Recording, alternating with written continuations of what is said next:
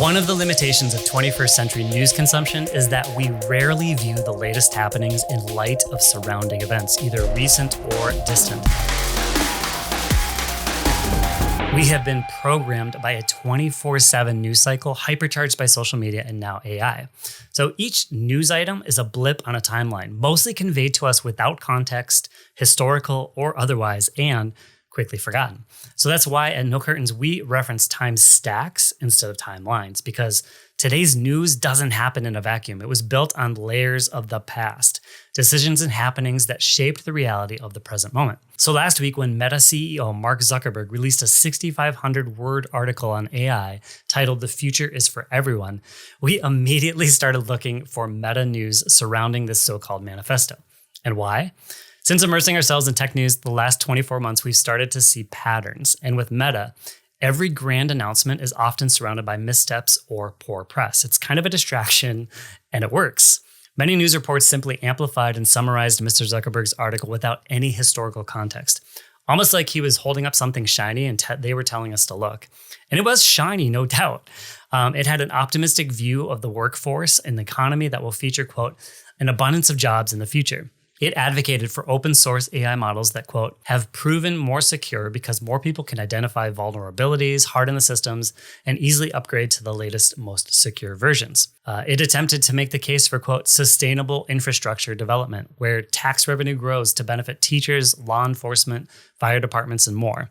And it promised a future where people have, quote, the ability to use superintelligence to improve their lives and shape the world. But what else has been happening lately with Meta? So let's create a little time stack for a fuller picture, starting with August 18th. A high-profile court case on social media use safety started on Tuesday, with states seeking a mind-blowing $1.4 trillion in penalties against Meta.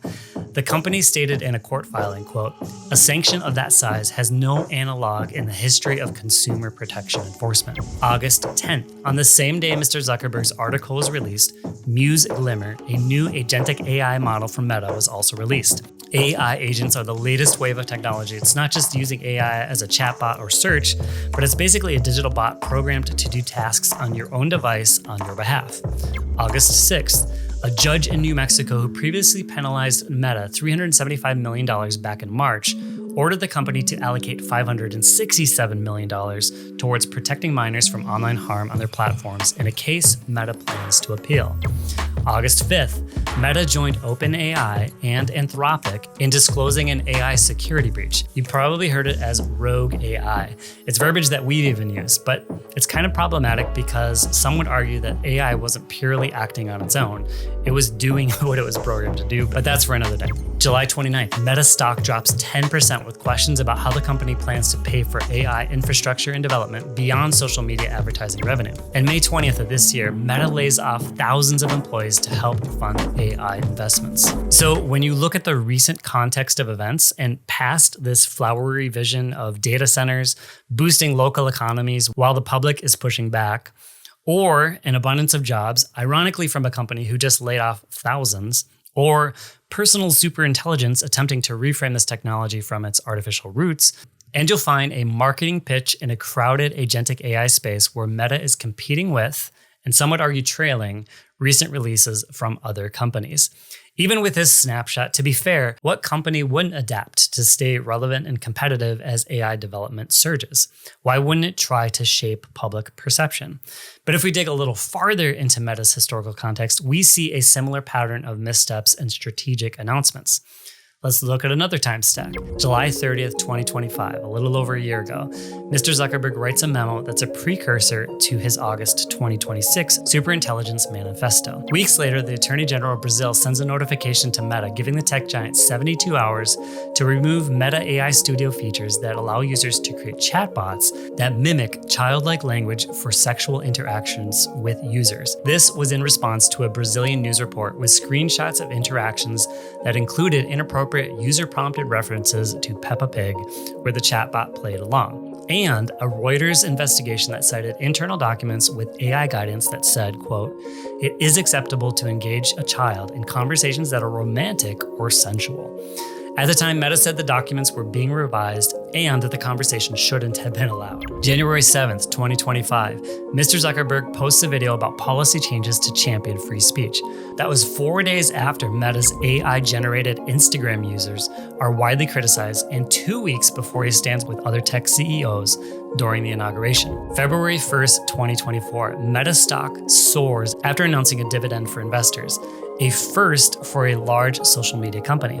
The day before, January 31st, at a Senate Judiciary Committee hearing, Mr. Zuckerberg apologizes to families who allege their children were harmed by Meta's social media platforms, which really is why we bring these events to your attention again. Nearly half of the planet's population uses one of Meta's apps every single day, whether it's Instagram, Facebook, WhatsApp, Messenger, Threads, and now Marketplace. It's still primarily in the social media business as it tries to stay competitive with AI. And as we said before, the size and scope of Meta's reach and revenue certainly factors into the toleration of repeated mistakes. For better or worse, whatever Meta does is globally consequential. So we wonder, will personal superintelligence value our humanity, our foundational principle lens, and our autonomy, our fourth principle lens? Though Mr. Zuckerberg states it's not in, quote, the world's best interests for me or anyone else to be a sole decision maker on how superintelligence is deployed, do we trust a company and CEO with a history of questionable integrity, our third principle lens? It's a company that has many times seemed to only make changes to its social media platforms or AI when strong-armed by the courts. Will Meta live up to the belief that if, quote, principles lead, then the balance of power will favor individuals and a better future for everyone? Or, as history might show us, will the balance of power just favor Meta?